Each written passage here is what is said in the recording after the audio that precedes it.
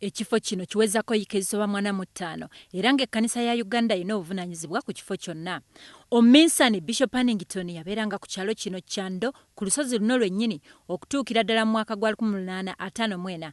Mu kiseera kino abantu bangi bagendayo okusaba emikisa, okuwona endwadde, okuwona ebizibu n'ebirala bingi ebiringa ebyo.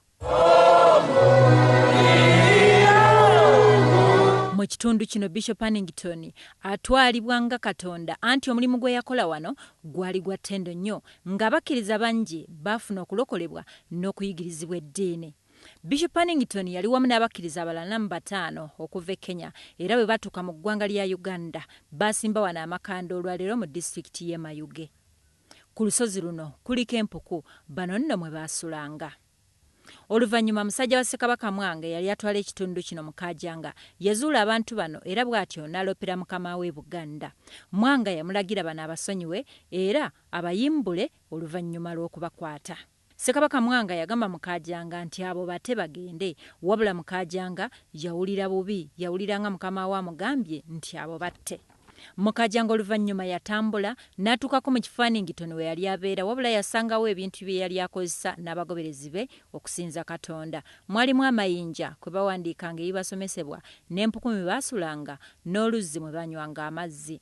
Bishop Hannington yattibwa mu bukambwe n'aziikibwa wano n'abo abaali abagoberezi be bonna. Abakkiriza be tusanzeewo nabo boogedde ku bukulu bw'ekifo kino.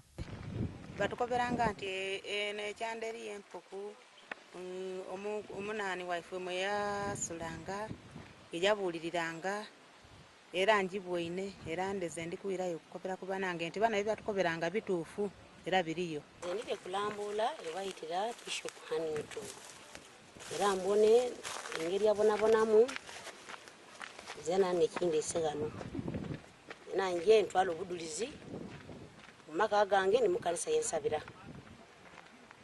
Waliwo kyowezeewo? Ndezeewo ebitundu bingi wano yasulanga n'amaadhi yanwanga ekanya tebatukoberanga nti eriyo ebayitira mukama waife oyo n'okwida okubonawo ndireyo nkobereku n'abaana bange byena abatimboine bona ebanga okozire Katonda nambeera bona baide baboneku ng'ekigazi kino kyembwine okubita mu mpuku omwo n'abantu oli kutenduka ng'omwo ne bucya buziba kikulu ino n'ebisaba bitakulya. N'omukubiriza wa Paalamenti Rebecca Kadaga abadde omu ku bazze mu kifo kino okusinza n'okujjukira Bishop Hannington.